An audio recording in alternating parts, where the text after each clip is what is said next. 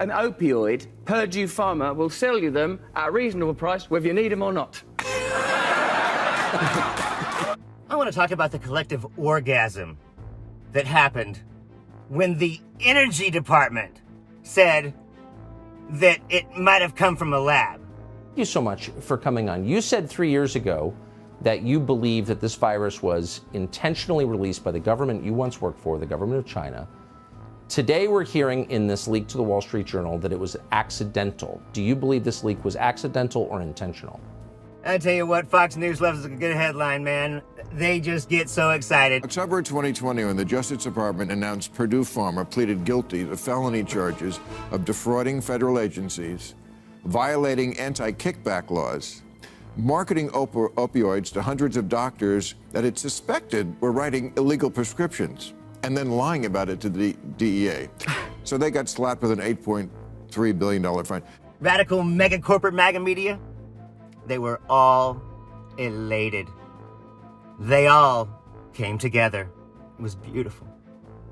And I want to tell, of course, it was not an accident. And maybe for people who don't have this kind of biosafety lab 3 or 4 experience on coronavirus, maybe it's easy for them to accept the accident and lab leak. However, I'm the scientist working in such lab using coronavirus, and I can tell you, based on the protocol and also the other surveillance system, it will be impossible for the lab leak accidentally happen in such lab and cause the Wuhan outbreak and also the pandemic.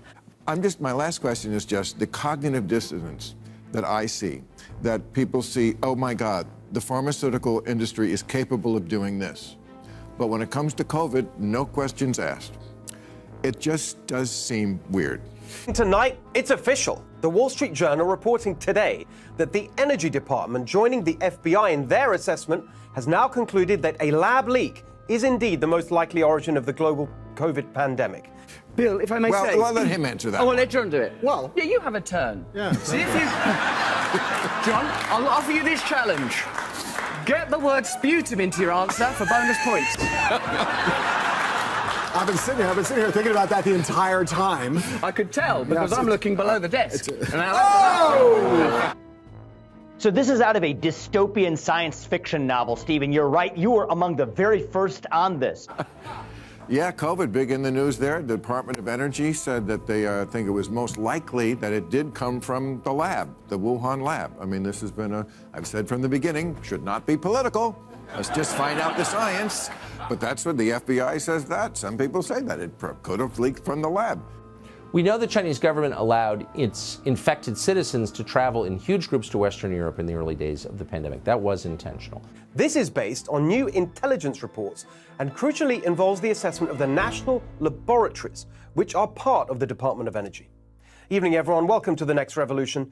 You heard it here first, as we were the first on television to lay all this out more than 2 years ago. It was dismissed as a conspiracy theory. But now, thanks to this new assessment, our original reporting has been vindicated. And this is a big story. The manager at the Wuhan Bat on a Stick today said, where do I go to get my reputation back? You know, but we don't know. But you believe the whole thing. They came up with this virus and they unleashed it on the world to destroy the Western economies and to elevate their own position globally. But sometimes you gotta read past the little headline there, buddy. Just a couple sentences down, it actually says, we believe this with low confidence.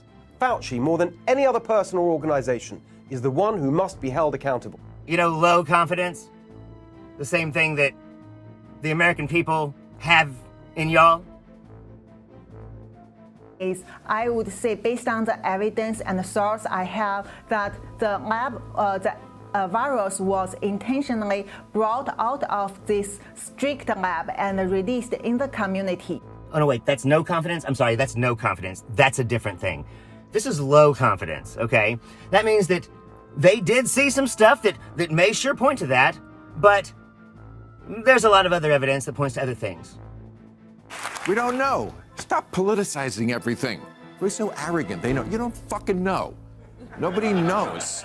Even the Department of Energy, which said they think this is happening, they said we're reporting this with low confidence. But 4 other government agencies say that it wasn't from a lab. And a couple of those say it with high confidence. In fact, only 2 agencies in the federal government say that it could even possibly be a lab leak, both with low confidence. Then why say anything? Low confidence. Well, you know what?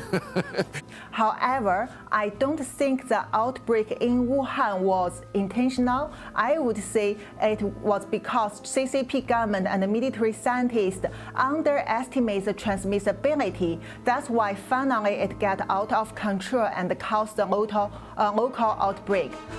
Which means that our government doesn't know. Which means that Fauci was right. Our government doesn't know. What's that mean? So what, they were staring at their shoes when they said it? We think it might have come from the lab, but you know, I don't know. We got a lot of shit wrong. What were they working on in that lab and why?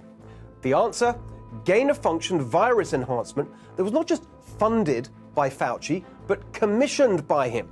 And as we reported in January 2021, he broke Obama and Trump administration rules to do it. They are ever so excited.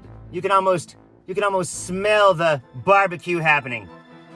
You talked about criminal prosecutions for those responsible for that second part, those who broke rules to push forward this research. Of course, Fauci prominent amongst them. You could put in there Francis Collins, head of the NIH. They are ready to burn Fauci in effigy. Hell, they're ready to burn Fauci at the stake. However, we should know that CCP government intentionally to let it go all over the world to kill millions of people all over the world later. I should add, these opioids can be quite Moorish and even some would say addictive. So do be cautious. So what are they going to do? Bring him in? Have another 50 hours of testimony with him? Fine. That's all they got. Got to make an enemy of somebody. We just have to hope and pray that you will be interviewed by many other journalists in this country over the coming weeks, now that this has been confirmed. You know, we have a complicated relationship with the pharmaceutical industry. Anybody who's ever had a family member who's had cancer and seen what life-saving drugs can do for people. It also may have given it to them. And it may have, but that's actually kind of my point here. Is like the reality is that like if you have a black and white point of view, the pharmaceutical industry is engaged in a giant conspiracy to fuck us all over. You are denying the reality that many people have lives been saved by those drugs. It's been fun to watch the descent of all of these trumpets. They're in trouble, and they know it. If you say the pharmaceutical industry is incapable of error or malign behavior, you're equally an idiot. The reality is that in a capitalist society, there are going to be companies that, seeking profit, will do things that are incredibly innovative and good, and do things that are incredibly terrible and exploitive. What's going to happen? They couldn't hang Mike Pence. Maybe they'll try to hang Dr. Fauci. But we're still going to win the election. I'm Zachariah, Lone Star Liberal. Y'all take it easy. And it's also a lesson in free speech and open debate, having prevented us from getting to this answer sooner. If we don't learn from our mistakes, we're just going to keep repeating them. That's the lesson of today.